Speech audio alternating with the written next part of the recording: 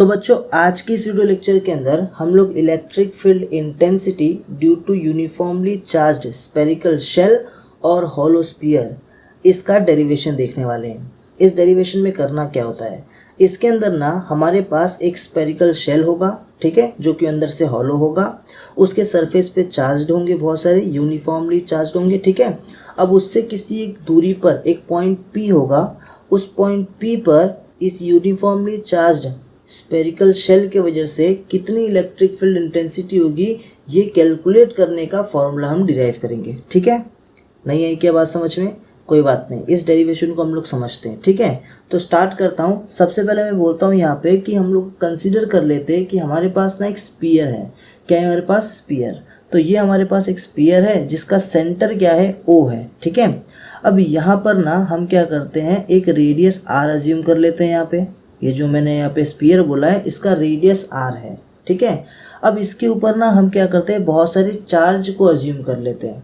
याद रखना ये चार्जेस है यूनिफॉर्म है। क्या है? यूनिफॉर्म, मतलब इसका जो चार्ज डेंसिटी है वो यूनिफॉर्म रहेगा बेटा, ठीक है। ये जो चार्ज डेंसिटी है ना उसको हम लोग क्या करते हैं, यहाँ पर ये सिग्मा से रिप्रेजेंट करेंगे। किससे रिप्रेजेंट करेंगे? इस सिग्मा से रिप्रेजेंट करेंगे। क्लियर रहेगा? तो हमने एक स्फीयर लिया हुआ है जिसका रेडियस R है, इसका सेंटर O है और इसके सरफेस पे यूनिफॉर्म चार्जेस है जिसका डेंसिटी जो है वो सिग्मा है। क्लियर है यहाँ तक? अब आगे सुनो। अब क्या करते हैं, हम अज्यूम करते हैं कि एक पॉइंट P है जो कि कुछ डिस्टेंस R पर है। कहाँ से? इस स्फीयर के सेंटर से। और एक इमेजिनरी गॉसियन सरफेस है जिसका रेडियस R है जो कि एक पॉइंट P से पास होगा। सर नहीं समझ आ रहा ये क्या है? ध्यान से समझो। हमारे पास ना एक पॉइंट P है, आपको यहाँ पर ये पॉइंट P दिखाई दे रहा है, ठीक है। अब एक पॉइंट P है, इस पॉइंट P से ना एक हम लोग गॉसियन सरफेस को पास करते हुए देखते हैं। ये जो आप बड़ा सा स्फीयर दिख रहे हो बेटा, ये गॉसियन सरफेस है, ठीक है। ये गॉसियन सरफेस क्या कर रहा है, इस पॉइंट P से पास हो रहा है, ठीक है। अब मैं क्या करता हूँ, अज्यूम करता हूँ कि जो गॉसियन सरफेस है उसका भी कुछ रेडियस होगा, ठीक है। सेंटर से लेकर के इस पॉइंट P तक इसका भी कुछ रेडियस होगा, उसको मैं R अज्यूम कर लेता हूँ, ठीक है। देखो ये स्मॉल r अज्यूम किया है बेटा। यहाँ से यहाँ तक का जो डिस्टेंस है वही डिस्टेंस इस सेंटर से पॉइंट P तक होगा, ठीक है। That is small r। बोलो यहाँ तक क्लियर है आप सभी को? बहुत बढ़िया। अब आगे समझते हैं। अब मैं क्या करता हूँ, मैं अज्यूम करता हूँ कि मेरे पास एक छोटा सा स्मॉल एरिया है, ठीक है, जिसका कहाँ पर है, ये पॉइंट P पर है। तो आपको ये पॉइंट P दिख रहा है, यहाँ पर मैं एक बहुत छोटा सा ना एरिया अज्यूम कर लेता हूँ, ठीक है। तो यहाँ पर ये बहुत ही ज़्यादा छोटा सा मैंने क्या किया, एक एरिया अज्यूम किया, ठीक है। यहाँ पर बहुत छोटा सा एरिया अज्यूम किया मैंने। अब क्या है ना, ये जो एरिया है, इस एरिया से ना एक छोटा सा एरिया, पहली बात, इस छोटा सा एरिया का जो मैग्नीट्यूड है वो मैग्नीट्यूड ds होगा, ठीक है। और इसका जो डायरेक्शन है वो कहाँ होगा, normal to the surface of this sphere. इस स्फीयर से नॉर्मली बाहर साइड, देखो ये स्फीयर है, यहाँ से बाहर की तरफ देखो परपेंडिकुलर, ठीक है। इस सरफेस के इस ये जो एरिया दिखता है, इस एरिया से परपेंडिकुलर नॉर्मली बाहर साइड है, ठीक है। कौन है ये? ds छोटा सा एरिया है। क्लियर है यहाँ तक? पक्का? आगे बढ़ते हैं। अब मैं बोलता हूँ कि मेरे पास एक इलेक्ट्रिक फील्ड इंटेंसिटी है E और वो ना सेम है, ठीक है। और ये इसका डायरेक्शन कहाँ है, रेडियली आउटवर्ड है। तो मैं क्या करता हूँ, इस सेंटर से रेडियली आउटवर्ड एक क्या करता हूँ, इलेक्ट्रिक फील्ड इंटेंसिटी अज्यूम कर लेता हूँ, ठीक है।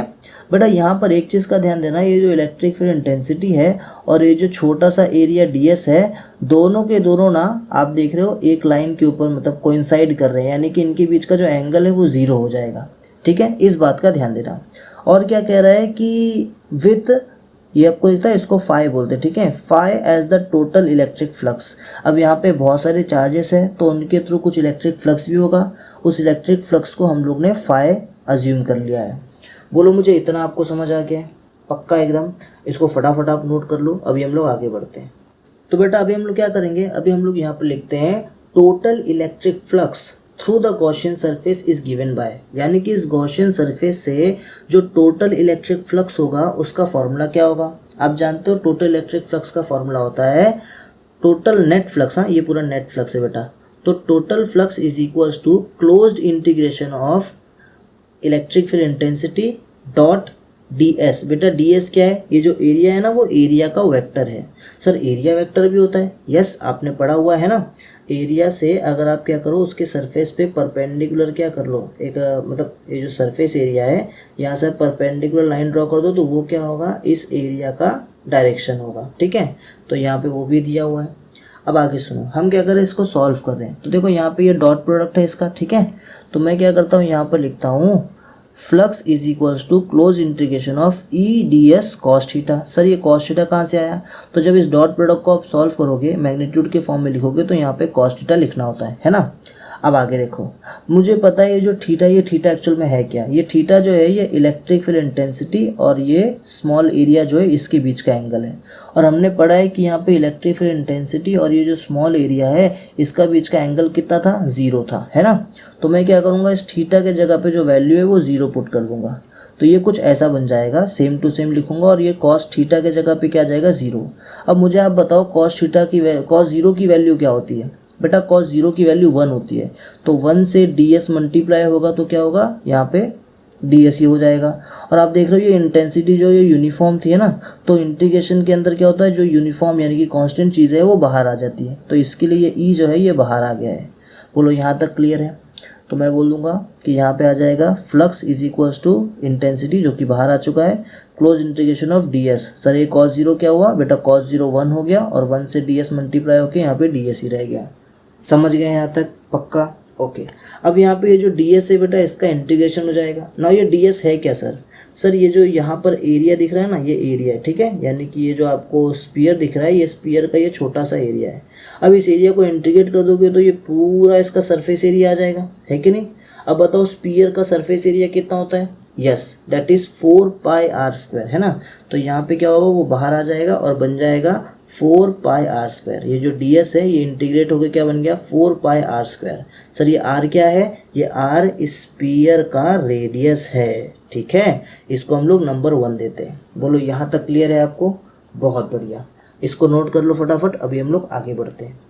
तो बेटा अभी हम क्या करने वाले हैं, अभी हम यहाँ पे गॉस लॉ का यूज़ करेंगे। तो मैं बोलूँगा by Gauss law the net flux through closed Gaussian surface is given by. अब जो यहाँ पे नेट फ्लक्स है उसको हम कैसे निकाल सकते हैं? तो बेटा गॉस लॉ में आपने पढ़ा हुआ है कि नेट फ्लक्स जो होता है वो किसके इक्वल होता है?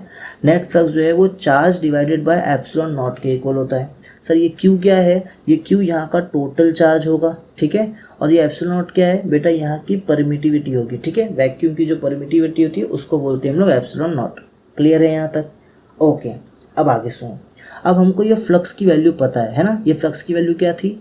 तो देखो यहाँ पे हमने फ्लक्स की वैल्यू निकाली हुई है, that is E.4 pi r square. तो इस वैल्यू को हम लोग वहाँ पे सब्स्टिट्यूट कर देंगे। तो अब हम क्या करेंगे, जो फ्लक्स की वैल्यू भी हमने देखा उसको क्या करेंगे, इसके जगह पे सब्स्टिट्यूट कर देंगे। ठीक है, और यहाँ पे is equals to Q by epsilon naught वैसा का वैसा। बट ये हमने कहाँ से लिखा? ये हमने 1 से लिखा, तो हमें यहाँ पे बोलना पड़ेगा फ्रॉम 1। ठीक है, जहाँ से हमने इसको लिखा। अभी आपको 4 पाई आर स्क्वायर दिख रहा है, इसको हम क्या करेंगे, इज इक्वल्स टू की वो बाजू लेके जाके डिवाइड कर देंगे। ठीक है, किसके साथ? Q के साथ में। तो ये बेटा कुछ ऐसा दिखने लगेगा, E is equals to Q upon ये पूरा टर्म इधर नीचे आ गया 4 pi epsilon naught r square. Epsilon naught पहले से यहाँ पे था, 4 पाई यहाँ पर, आर स्क्वायर यहाँ पे। क्लियर है?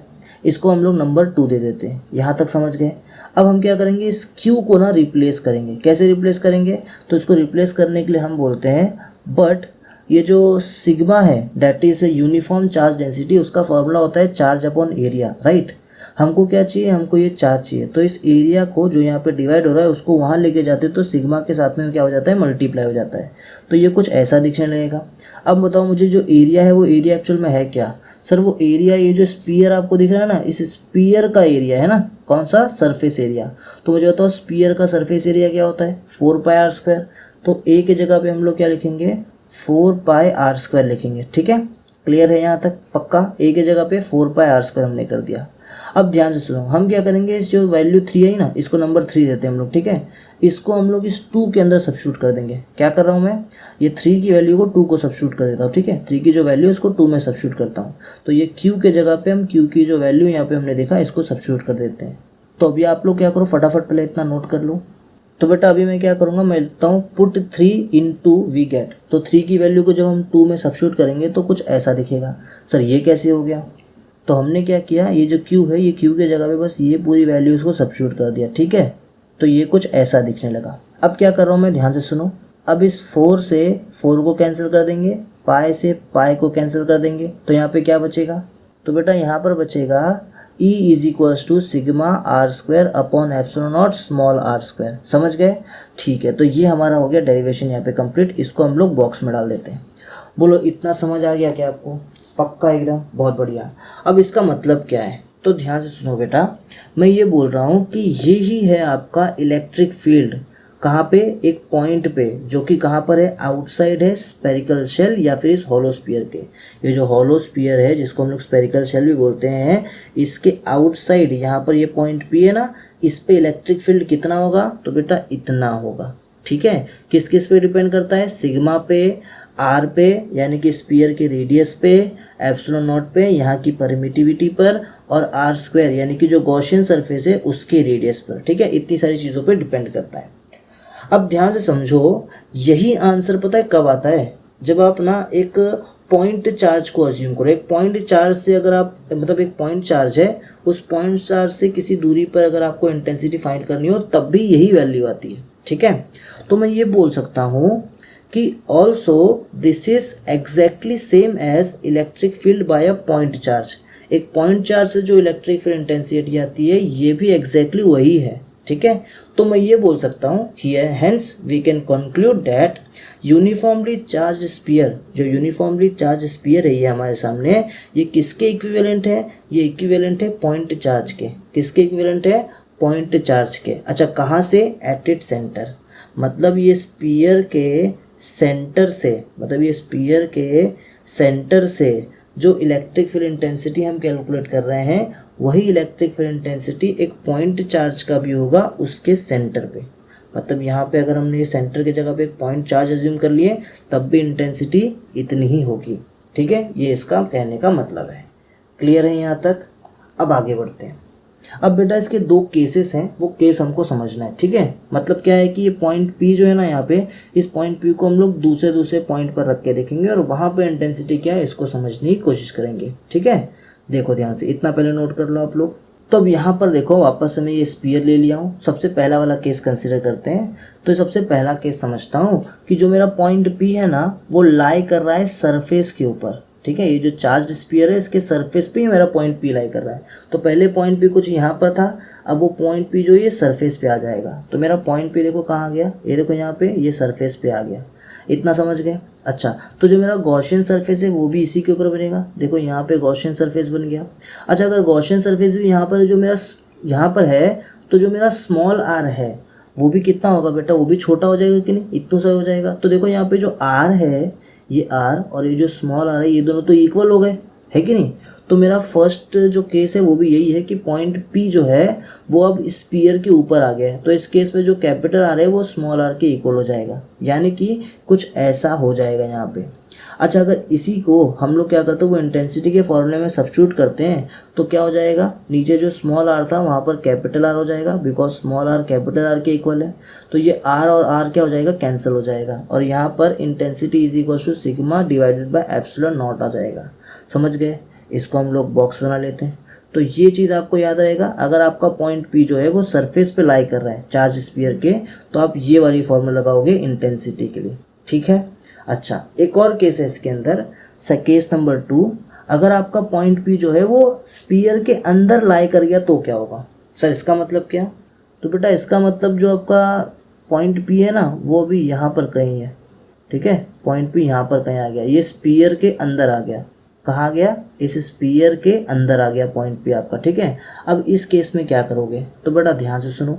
इस केस में आपको समझ में आ रहा है कि जो सिग्मा है, सिग्मा, वो सिग्मा तो बाहर साइड है कि नहीं।